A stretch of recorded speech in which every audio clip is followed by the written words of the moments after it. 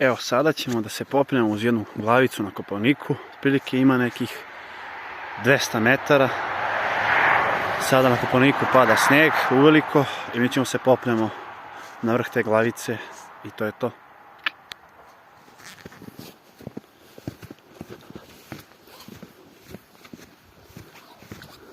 Nema ničega lepše nego kada je zima i kada ovako aktivno pada snijeg bez prestanka.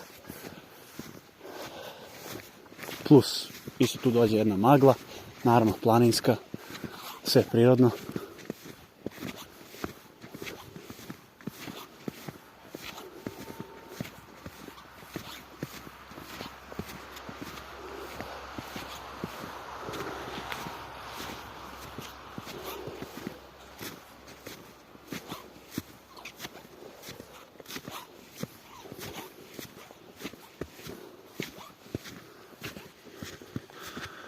Prelepa priroda, čisto se odvojite malo od zagađenog grada, koji god da je zagađen. Ja sam iz Beograda, je veoma zagađen grad. To je to.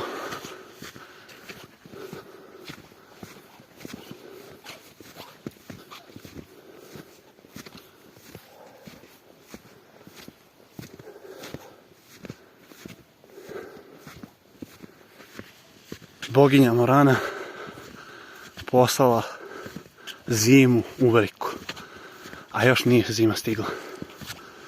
Čuma udara, i to studena čuma. Slava Boginji Morani.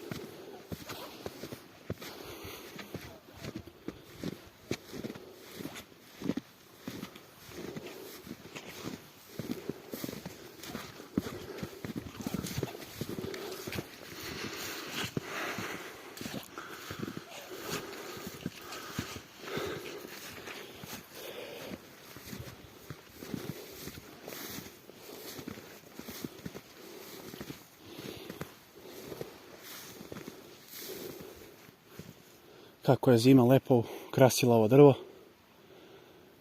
Prava lepota za pogled. To je bilo to.